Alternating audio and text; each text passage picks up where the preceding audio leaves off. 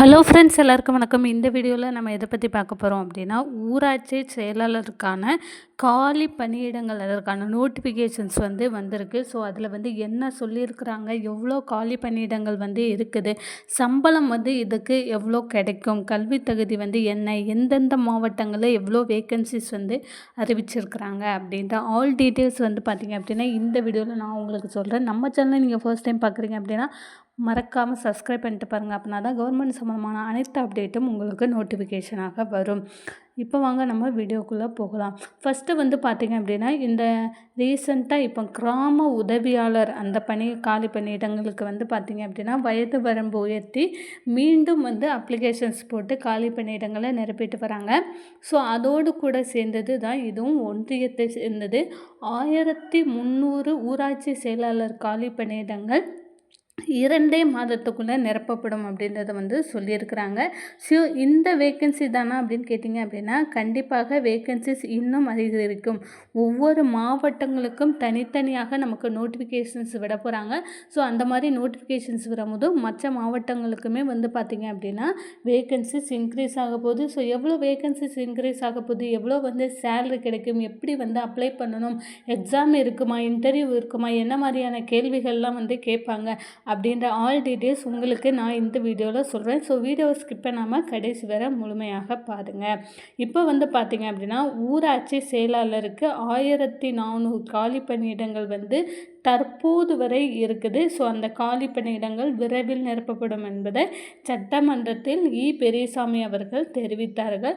So இதற்கான பணிகள் பார்த்திங்க அப்படின்னா விரைவாக நடந்துட்டு வருது. ஸோ எந்தெந்த மாவட்டங்களில் எவ்வளோ காலி பணியிடங்கள் இருக்குது அப்படின்ற பணிகள் நடந்துட்டு வருது. ஸோ ஆல்ரெடி பார்த்திங்க அப்படின்னா நமக்கு 1400 இப்போது வரை இருக்குது. இன்னும் ஒவ்வொரு மாவட்டங்களுக்கும் தனித்தனியாக நமக்கு நோட்டிஃபிகேஷன்ஸ் அப்படின்ற ஒன்று விடும்போது வேக்கன்சிஸ் கண்டிப்பாக இன்க்ரீஸ் ஆகும். ஒவ்வொரு மாவட்டங்களுக்குமே தனித்தனியாக நோட்டிஃபிகேஷன்ஸ் விடுவாங்க. அப்போது ஒவ்வொரு மாவட்டத்திற்கும் வேக்கன்சிஸ் இன்க்ரீஸ் ஆகும். ஸோ இதற்கான பேசிக் குவாலிஃபிகேஷன்ஸ் இருந்தால் போதும். அதாவது நீங்கள் ஒரு 10வது முடிச்சிருந்தாலே தாராளமாக இந்த வேலைக்கு நீங்கள் விண்ணப்பிக்கலாம். 10th மட்டும் முடித்தவங்க தான் விண்ணப்பிக்கணுமா அப்படின்னு கேட்டிங்க அப்படின்னா கண்டிப்பாக கிடையாது.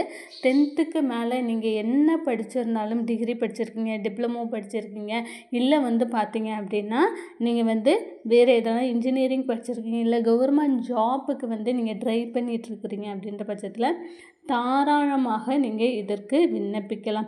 இதற்கு பார்த்தீங்க அப்படின்னா நமக்கு ரிட்டன் எக்ஸாம் அப்படின்ற ஒன்று எதுவுமே கிடையாது. ரிட்டன் எக்ஸாம் எதுவுமே கிடையாது. ஸோ ஜஸ்ட்டு உங்களுக்கு இன்டர்வியூ நீங்கள் அட்டன் பண்ணாலே போதும். அவங்க கொடுக்கக்கூடிய இந்த கிராம உதவியாளர்களுக்கெல்லாம் நடக்கிற மாதிரி இன்டர்வியூ அட்டன் பண்ணாலே தாராளமாக போகுதும் நீங்கள் செலக்ட் ஆகிடலாம். இதில் பார்த்திங்க அப்படின்னா நமக்கு நிறைய இனச்சுழற்சி முன்னுரிமைகள் நிறைய இருக்குது. ஸோ அடுத்தடுத்த வீடியோக்களில் அதை பற்றி உங்களுக்கு சொல்ல இப்போ வர பார்த்திங்கன்னா இன்டர்வியூ பொறுத்தளவில் நமக்கு எல்லாமே ஜென்ரலான விஷயங்கள் தான் கேட்பாங்க. ஸோ டஃப்பாக எதுவுமே இருக்க போகிறது கிடையாது. ஸோ ஜென்ரலாக உங்களுக்கு 10th குவாலிஃபிகேஷன்ஸில் என்னென்ன தெரியுமோ ஸோ அதை மட்டும்தான் கேட்க போகிறாங்க. ஸோ ரொம்ப ஈஸியாக தான் இருக்க போகுது இதோட எக்ஸாம்ஸ். இது பார்த்திங்க அப்படின்னா நமக்கு நம்மளுடைய சொந்த ஊரிலேயே நமக்கு வேலை கிடைக்கும். அதாவது அரசாங்க வேலை அப்படின்றது நிறைய பேரோட கனவாக இருக்குது. அதோடு கூட நம்மளுடைய சொந்த ஊரில் நமக்கு இந்த வேலை கிடைக்கும். ஸோ இதற்கான தகுதிகள்னு பார்த்திங்க அப்படின்னா 10th முடிச்சிருந்தீங்க அப்படின்னாலே போதும். இதற்கு இந்த பணம் செலவு பண்ணணும், இல்லை பணம் கொடுத்து வேலை வாங்கணும், அந்த மாதிரியெல்லாம் எந்த ஒரு விஷயமே கிடையாது. நீங்கள் இன்டர்வியூ அட்டன் பண்ணீங்க அப்படின்னா உங்களை மெரிட் லிஸ்ட்டில் பாஸ் பண்ணி உங்களுக்கு மெரிட் லிஸ்ட்டில் தான் செலெக்ஷன் லிஸ்ட் வரும். ஸோ செலெக்ஷன் லிஸ்ட் வந்துச்சு அப்படின்னா உங்களுக்கு சர்டிஃபிகேட் வெரிஃபிகேஷன்ஸ் அப்படின்ற ஒன்று பண்ணுவாங்க. ஸோ இந்த மாதிரி தான் ப்ராசஸ் நடந்துக்கிட்டு வருது. ஸோ இதற்கு பேசிக்காக நம்ம 10th முடிச்சிருந்தால் போதும். அதோடு கூட நீங்கள் உங்களுக்கான காலி பணியிடங்கள் எந்தெந்த மாவட்டத்துங்களில் அறிவிக்கிறாங்களோ அந்த மாவட்டத்தை சேர்ந்தவர்களாக நீங்கள் இருக்கணும். அவ்வளோதான், வேறு எதுவுமே கிடையாது.